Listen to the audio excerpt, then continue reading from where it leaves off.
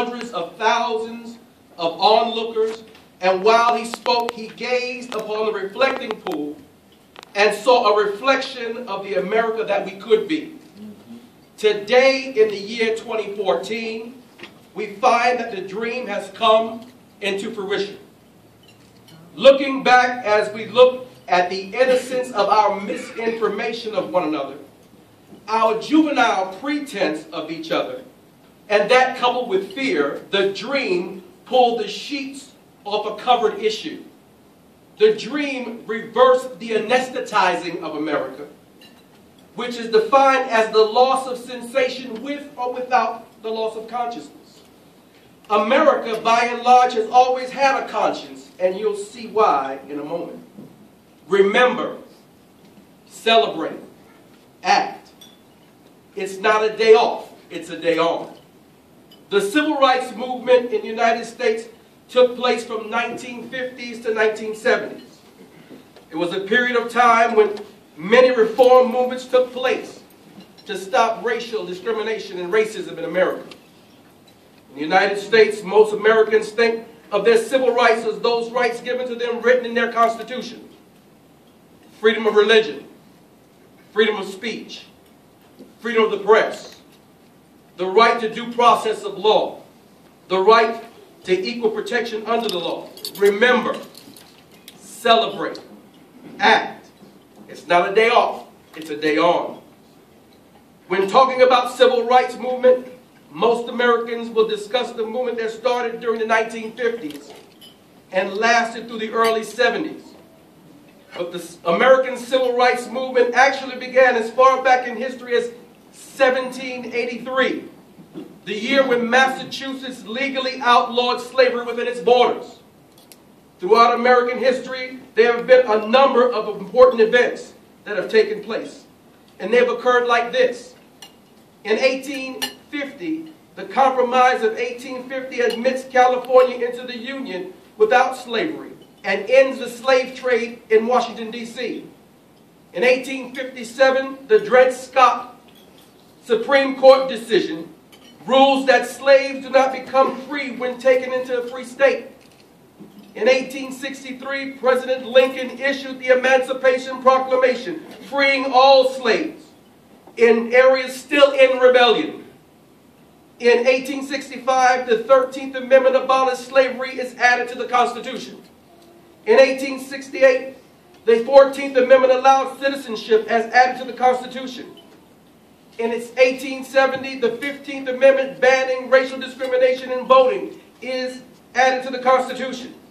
In 1875, Congress passed the Civil Rights Act granting equal rights in public places. In 1896, the Supreme Court approved separate but equal segregating ruling. In 1909, the National Congress on the Negro meets, which leads to the founding of the National Association for the Advancement of Colored People, which we know as the NAACP. In 1948, President Truman issues a law outlawing segregation in the United States military. I don't mean no harm, but our nation is one of the greatest nations in the entire world. Can you take 15 seconds to put your hand together for one of the greatest nations in the world, the United States of America? Come on.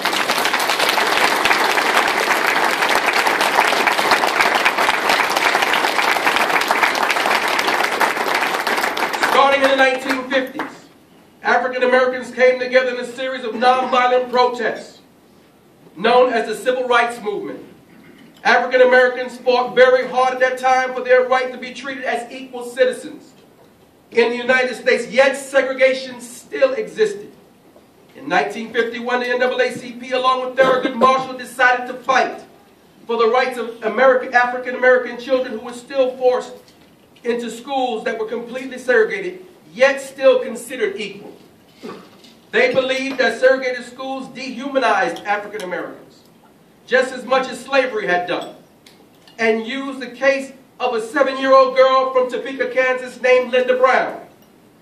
She was forced to travel many miles away from her home in order to go to a black-only school, even though a white-only school existed close to her home.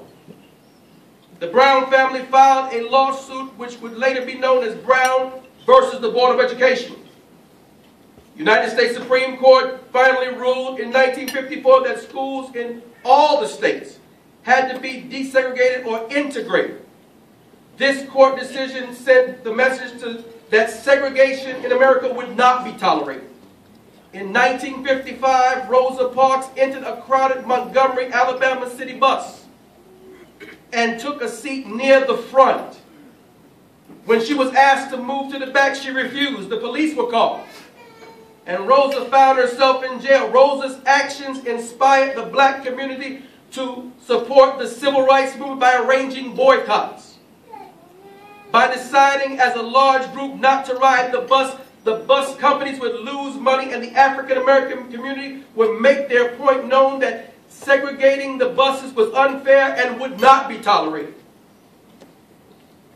In initializing the dream, Dr. Martin Luther King led these boycotts, stating, "We are tired of being segregated and humiliated.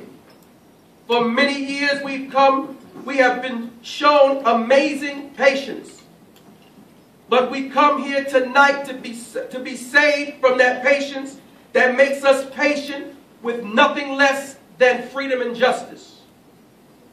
King believed that peacefully fighting segregation was the right thing to do. And for more than a year, African Americans continued to boycott the bus and the bus lines in the area. In 1956, a ruling by the Supreme Court finally ended segregation, sealing that all buses should be thoroughly put together for all to ride the buses throughout America. In the 1960s, the dream woke us up from our slumber of intolerance and started us as toddlers, getting our footing to take a stance towards the adolescence of the 70s, the 80s, and the 90s. We are in the growing years right now. With the 21st century, Dr. King's dream has certainly come in many ways. Take President Obama, for example, the first African-American president in U.S. history, after so many things like slavery and an unfair treatment of blacks. We have come from being in the slave house to the White House. The civil rights movement definitely helped the progression of African-American rights in America, with public demonstrations, rallies, boycotts, and freedom rides. The African-American race was given the right to ride the same public transportation, eat at the same restaurants, and go to the same schools as the white race. The civil rights movement also gave African-Americans the right in the register to vote. Since Martin Luther King's time, there have emerged many African-Americans who have become very successful and influential, like Oprah Winfrey, Tyra Banks, Bill Cosby, just to name a few. We have come this far as a nation and are advancing as a nation in that grand experiment that we call democracy, proving out the dream of Dr. Martin Luther King. I thank you very much.